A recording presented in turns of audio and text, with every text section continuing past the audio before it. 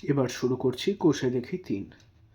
তোমরা যারা এর পার্ট 1 দেখোনি তা তোমরা অবশ্যই প্রথমে আগে দেখবে, কারণ ওখানে সমস্ত কনসেপ্ট, মূলত সংখ্যার সমস্ত কনসেপ্ট আমি তুলে ধরেছি। পার্ট 1 না বুঝলে পার্ট 2 তোমরা বুঝতে একটু অসুবিধা হতে পারে। একের দাগের অঙ্কে কি বলেছে দেখো। একের দাগের একেরটা বলেছে, একের দাগের অঙ্কগুলো বলেছে সমীকরণগুলি সমাধান করি ও বীজগুলি p/q আকারে প্রকাশ করি। 7x = 14, ফার্স্টের অঙ্ক যে এক্সপ্রেশন সেটাই দিয়েছে, সেটা দাঁড়াচ্ছে x = 14/7, x = 2/1। এইটাই হচ্ছে এর সমাধান। সমাধান যদি বলে, শুধু সমাধান বললে তোমরা 2 লিখবে। এখানে যেহেতু p/q আকারে প্রকাশও করতে বলেছে, সেই কারণে আমি 2/1 আকারে লিখে রেখেছি। একইভাবে এর পরের অঙ্কগুলো আমি করছি।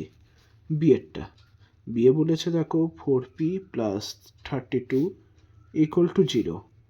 এটা দাঁড়াচ্ছে 4p = +32, এদিকে গেলে হয়ে যাবে -32, p = -32/4। এটাকে সিম্পলিফাই করলে পেয়ে যাবে -8/1। এটাই হচ্ছে এর উত্তর। এরপর চলে আসছি 3-এর অঙ্কে, মানে সি, একের সি। একের সি এরটা বলেছে 11x = 0। তোমরা পেয়ে যাবে x = 0/11। এটা এইভাবেই লিখে রাখবে, শুধু 0 লিখবে না, কারণ এখানে যেহেতু বলেছে p/q আকারে প্রকাশ করতে হবে তাই। এরপর চলে আসছি ডি এর। এই অঙ্কগুলো দেখবে খুব তাড়াতাড়ি হয়ে যাবে। মূলত সংখ্যার অঙ্ক খুব সোজা হয় এবং এমসিকিউ টাইপেরই বিশেষত প্রশ্ন আসে।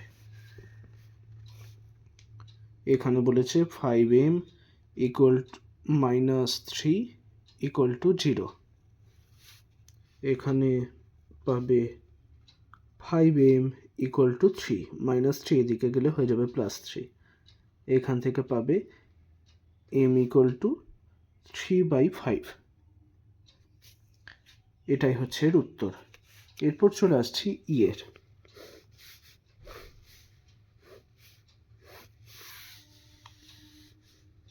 ইয়েরটা কি বলেছে দেখো, 9y + 18 = 0।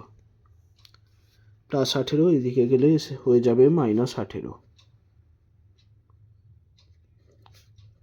9y = -18 দাঁড়াচ্ছে y = -18/9 = -2/1।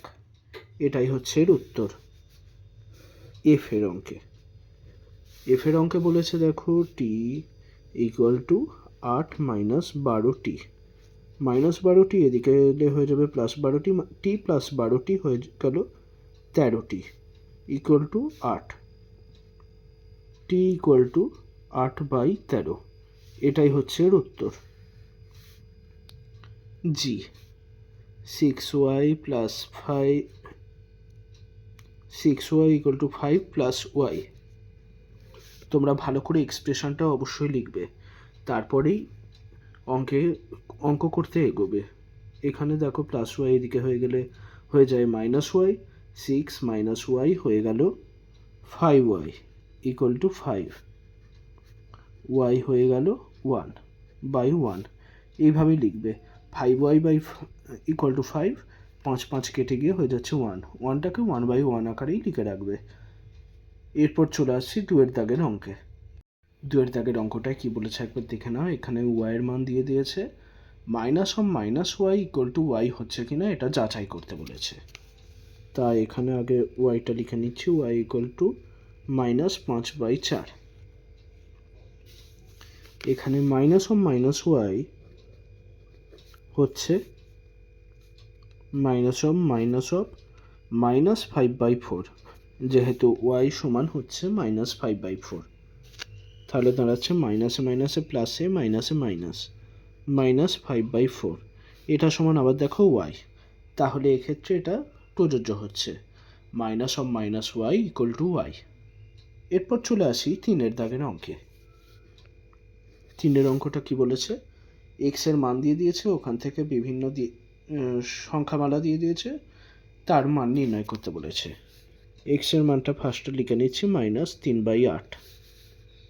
এরটা বলেছে 2x + 5, এর মান নির্ণয় করতে। এক্ষেত্রে 2 × -3/8 + 5, 2 আর 8 কেটে যাচ্ছে, 4, মানে -3/4 + 5, -3/4 + 5।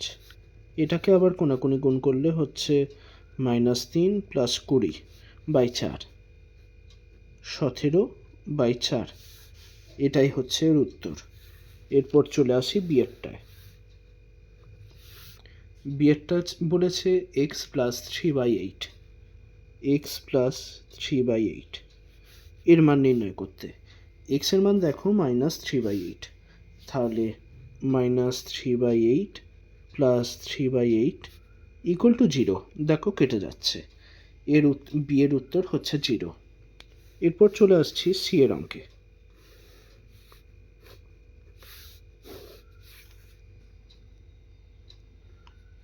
সি এরটা দেখো বলেছে 5 - x, এটাকে সিম্পলিফাই করলে পেয়ে যাবে 5 + x।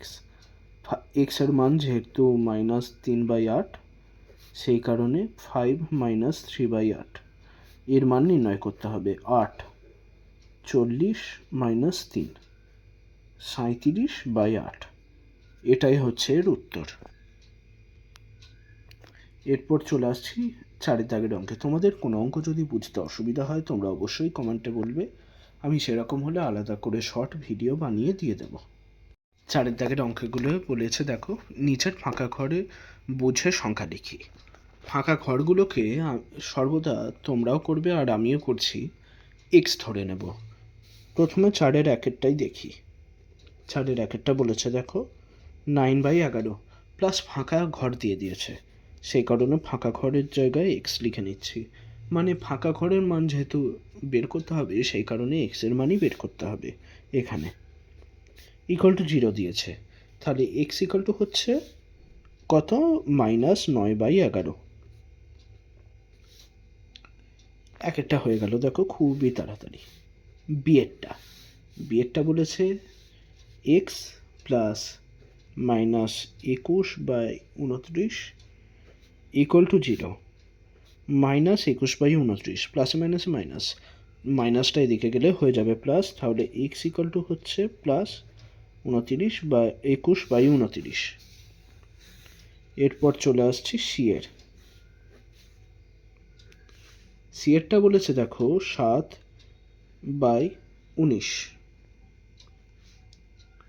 × x = 1। এক্সটা এই 7/19 এই দিকে গেলে হয়ে যাবে 1/19/7, দাঁড়াচ্ছে যেটা সেটা হচ্ছে, সরি একটু ভুল হলো, সিএরটা আবার লিখছি, 7/19 × x = 1।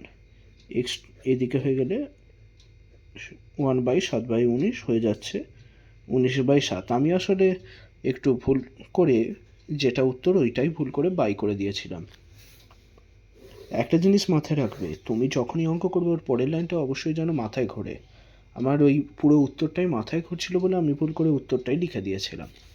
ডিএরটা 4-এর ডিএরটা কি বলেছে, -5 × x = 1, তাহলে x এর মান হয়ে যাচ্ছে -1/5। এগুলো সোজা, এগুলো আর অত এক্সপ্লেন করছি না, সোজা উত্তর লিখে দিচ্ছি। এরটা -15/23 × x = 1, x হয়ে যাচ্ছে এক্ষেত্রে 1/-15/23 হয়ে যাচ্ছে -23/15। x এর মান এইটাই, মানে x এর মান তোমরা যেন ঘুরিয়ে ফেলো না বিষয়টাকে। x হচ্ছে যে ফাঁকা ঘর, এখানে তোমাদের ওই ফাঁকা ঘরে অ্যান্সার লিখতে বলেছে, সেই কারণে তোমরা ওই ফাঁকা ঘরে এই সংখ্যাগুলো লিখবে। তার মানটা কিভাবে বের করা হচ্ছে ওইটা আমি এক্সের আকারে প্রকাশ করছি, ফাঁকা ঘরগুলোকে x হিসেবে লিখছি। এফেরটা এবারটা কি বলেছে, 4-এর দাগের শেষ অঙ্ক -8-এর 3 ইন্টু -21-এর 20 ইকুয়াল টু এক্স। এক্সের মান নির্ণয় করতে বলেছে। এক্স ইকুয়াল টু মাইনাসে মাইনাসে প্লাস হয়ে গেল, মানে 3 ইন্টু 20 উপরে হয়ে যাচ্ছে 8 ইন্টু 21, 7 দিয়ে কাটছে, আর এদিকে 4 দিয়ে কাটছে, 4 দুগুণে 8, 4 5-এ 20 হয়ে যাচ্ছে 14/5। এটাই হচ্ছে এক্সের মান, অর্থাৎ ফাঁকা ঘরের মান। এরপর চলে আসি 5-এর দাগের অঙ্কে। 5-এর অঙ্কটা বলেছে দেখো, 7/18কে -5-এর 6-এর অনন্যক দিয়ে গুণ করে যে গুণফল হচ্ছে সেটা লিখতে বলেছে। অনন্যক জিনিসটা কি তোমরা জানো তো? আশা করি জানো। ধরো 3-এর 5 কোনো একটা সংখ্যা আছে, এর অনন্যক কিছুই নয়, সংখ্যাটাকে উল্টে দেওয়া। এর অনন্যক হচ্ছে 5-এর 3।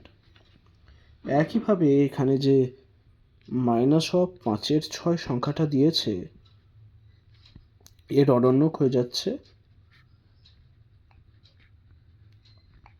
অনন্যক -6/5। তাহলে এই 7/18কে -6/5 দিয়ে গুণ করলে যে গুণফল হচ্ছে সেটা লিখতে বলেছে। এখানে কাটাকুটি হয়ে গেল 3, মাইনাসটা আগে নিয়ে চলে এলাম 15, 7/15। এটাই হচ্ছে এর উত্তর। এরপর চলে আসি 6-এর দাগের অঙ্কগুলোয়। 6-এর দাগের অঙ্কগুলো কি বলেছে দেখো, বিনিময় ও সংযোগ নিয়মের সাহায্যে মান নির্ণয় করতে বলেছে।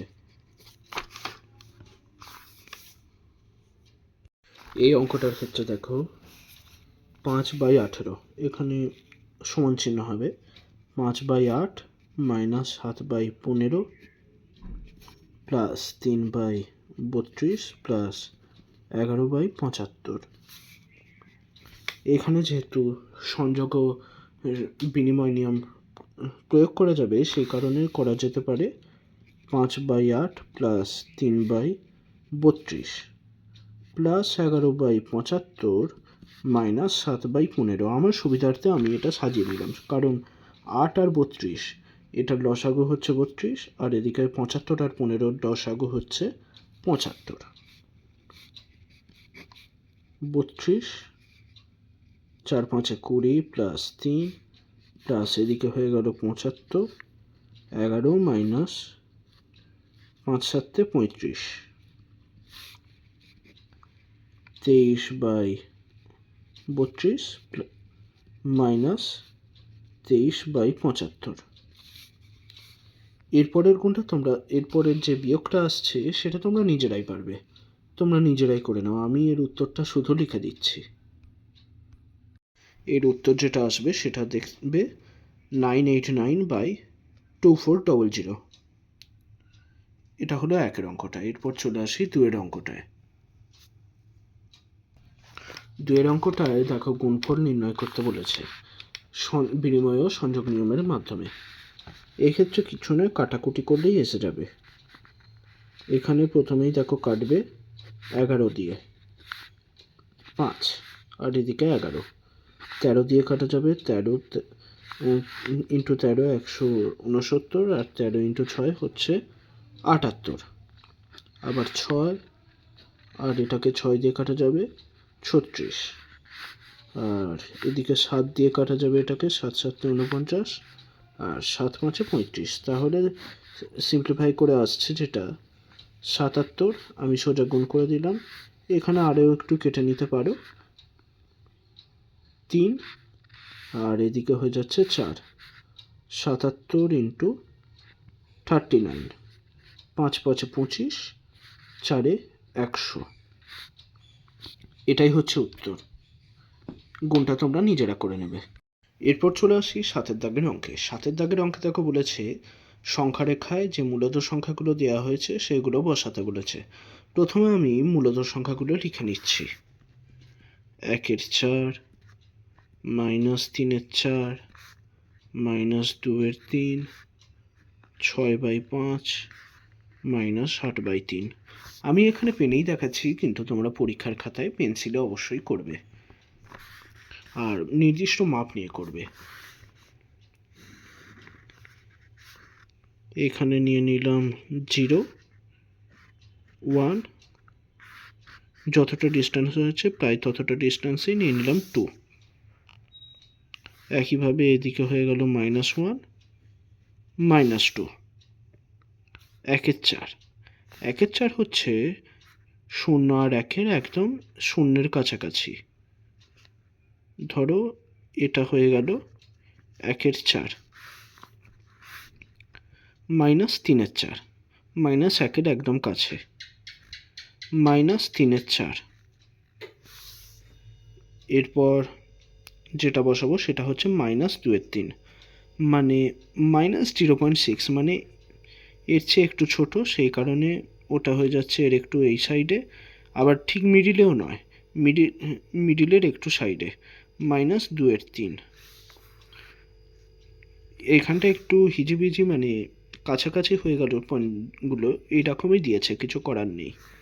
এরপর দিয়েছে 6/5, মানে 1-এর চেয়ে একটু বড়, 6/5, -8/3, মানে 2-এর চেয়েও বড় হচ্ছে সংখ্যাটা, মানে -2-এর চেয়েও বড় এটা, -8/3। এই দেখো সংখ্যা রেখায় বসিয়ে দিয়েছি সংখ্যাগুলোকে। তোমরা চাইলে এদিকে -3ও অ্যাড করতে পারো আর এদিকে +3ও অ্যাড করতে পারো। 8-এর দাগের অঙ্কে কি বলেছে দেখো, 4টি মূলদ সংখ্যা লিখি যারা 1-এর থেকে বড় কিন্তু 2-এর থেকে ছোট। এগুলো করার সহজ একটা উপায় আমি বলে দিচ্ছি।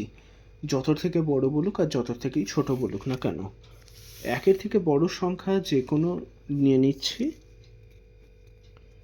13/13 তোমরা জানো 1, এখানে 13/14 হচ্ছে 1-এর চেয়ে বড়, আবার এটা একটা হচ্ছে মূলদ সংখ্যা। একইভাবে পরপর এবার করতে করতে যাও, 15/13, 16/13, 17/13, 18/13, 26-এর আগে অবধি তোমরা লিখতে পারবে 1-এর থেকে বড়, 2-এর থেকে ছোট, এগুলো সব কটাই। এখানে অনেকগুলো পেয়ে গেলে দেখো, 14 থেকে পুরো 25 অবধি প্রায় 11টা তোমরা এখানে মূলদ সংখ্যা পেয়ে গেলে, যেগুলো হচ্ছে 1-এর থেকে বড় কিন্তু 2-এর থেকে ছোট। একইভাবে তোমরা এখানে করতে পারো 4, 5/4, 6/4, 7/4। এক্ষেত্রে দেখো 3টে হচ্ছে, 8/4, মানে 8 আর 4 কেটে গিয়ে 2 এসে যাচ্ছে।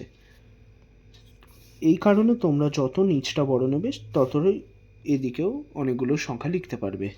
তোমরা আবার এই 4/4 ধরে নাও 1, 4/4টাকে তোমরা লিখতে পারো 8/8, তাহলে এদিকে হয়ে গেল 9/8, 10/8, 11/8, 12/8, 15/8। এগুলো সব হচ্ছে 1-এর থেকে বড়, 2-এর চেয়ে ছোট। তোমরা বিষয়টা আশা করি বুঝতে পেরেছো আমি কি বোঝাতে চাইছি। যত বড় তুমি লব নেবে তত বড়ই হর হবে, সেই কারণে মূলদ সংখ্যা খুঁজতেও তোমার বেশি সুবিধা হবে, ঘন ঘন তুমি লিখে নিতে পারবে।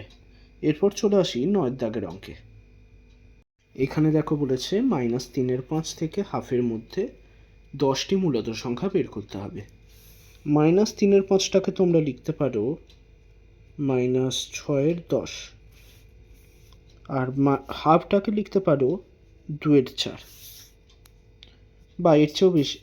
একটা জিনিস মনে রাখবে, এখানে 10 আছে বলে এখানেও 10ই আনতে হবে, এটা যদি তোমরা করো সেক্ষেত্রে ভুল হবে, মানে এর সাথে এর মধ্যে মূলদ সংখ্যা খুঁজতে তোমাদের অসুবিধা হবে। এটাকে তোমরা লিখতে পারো 5/10, তাহলে -6/10 থেকে 5/10-এর মধ্যে তোমাদের 10টি মূলদ সংখ্যা লিখতে হবে। এক্ষেত্রে 10টি মূলদ সংখ্যা হচ্ছে -5/10, -4/10, -3/10, -2/10, -1/10, 0/10, 1/10,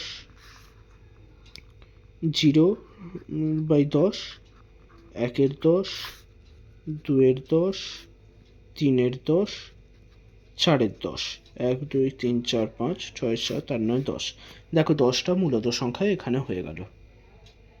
10-এর দাগের অঙ্কগুলো কি বলেছে দেখো, নিচের মূলদ সংখ্যাগুলির মধ্যে 5টি করে মূলদ সংখ্যা বের করি। একইভাবে 9টা যেমন করলাম তেমনই এই অঙ্কগুলো করতে হবে। এক্ষেত্রে মনে রাখবে হর যেন দুটো সংখ্যারই সমান হয়। এক্ষেত্রে 5 দিয়ে উপর নিচে গুণ করলাম 5-এর 15, আর এইখানে 3 দিয়ে গুণ করলাম 15, 9-এর 15। এক্ষেত্রে 5টি বলেছে, কিন্তু এক্ষেত্রে তোমরা হিসেব করলে পাবে 6-এর 15, আর এদিকে পাবে 6-এর 15, 7-এর 15, 8-এর 15, 3টে হচ্ছে। সেই ক্ষেত্রে তোমাদের যেহেতু 5টা লাগবে, আরও 2 দিয়ে গুণ করে দাও। 10-এর 30, 18-এর 30। এবার এই দুটো সংখ্যার মধ্যে তোমরা মূলদ সংখ্যা খুব সহজেই পেয়ে যাবে 5টি। 5টি মূলদ সংখ্যা হচ্ছে 11/30, 12/30, 13/30, 14/30 আর 15/30। একইভাবে বি আর সি এর অঙ্ক করতে হবে, ওগুলো করে দেখাচ্ছি। 1-এর 4 আর 1-এর 2। এক্ষেত্রে আমি সোজা উপর নিচে 4 দিয়ে গুণ করলাম, এটা দাঁড়াচ্ছে 4-এর 16, আর এক্ষেত্রে 8 দিয়ে গুণ করলাম, দাঁড়াচ্ছে 8-এর 16।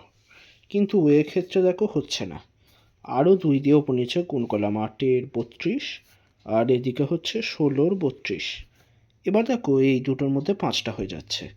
এদিকে 4-এর 16 আর 8-এর 16-এর মধ্যে শুধু 3টে দেখো হচ্ছে মূলদ সংখ্যা, 5-এর 16, 6-এর 16, 7-এর 16। কিন্তু এর মধ্যে অনেকগুলোই হয়ে যাবে, 5টি আরামসেই হয়ে যাবে। 9-এর 32, 10-এর 32, 11-এর 32, 12-এর 32 আর 13-এর 32। এইটা হচ্ছে 5টি মূলদ সংখ্যা। এরটা যেভাবে করলে একইভাবে বি এরটা, আবার একইভাবে সি এরটাও তোমাদের করতে হবে, ওটাও দেখিয়ে দিচ্ছি।